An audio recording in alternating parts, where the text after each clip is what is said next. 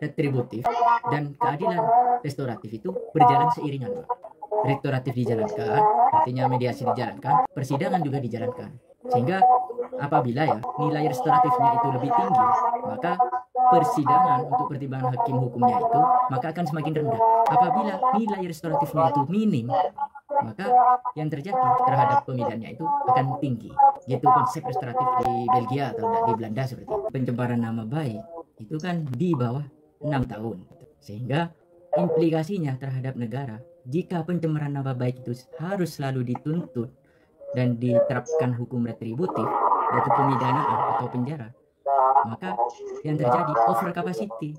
Nah, tidak ada kemanfaatan hukum bagi negara. Maka restoratif justice ini hadir untuk memberikan kemanfaatan terhadap negara. Tidak efektif itu artinya ketika nenek tadi itu dijerat pidana, efektif atau enggak? Kan nggak ada gunanya memidanakan nenek yang sudah tua, sudah tidak mampu melakukan apa-apa, sudah dipidana. Yang jelas kan merugikan negara juga. Seharusnya kan direstoratifkan.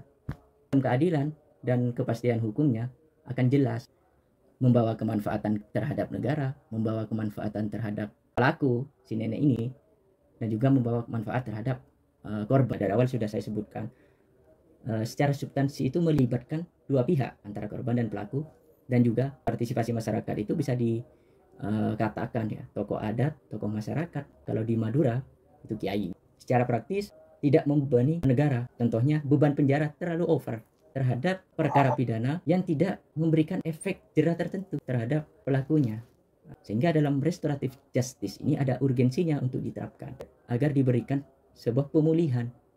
Pelaku tersebut tidak hanya dihukum, karena kita ketahui banyak lapas itu penuh, dan juga setelah keluar dari lapas tidak menjamin pelaku tersebut berubah ataupun secara emosional, secara psikis itu menyadari kesalahannya di masa lampau. Dilemanya, RJ ini belum ditempatkan dalam konteks yang lebih besar untuk memulihkan, merestor dia kondisi ini sebagai dampak dari konflik sosial.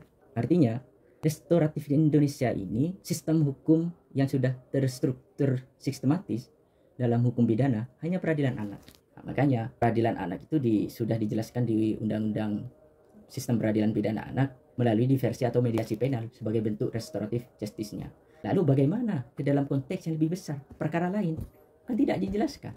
Nah, itu yang harus menjadi pemikiran kita, harus ada novelty baru terhadap urgensi penerapan restoratif justice ini ke depannya.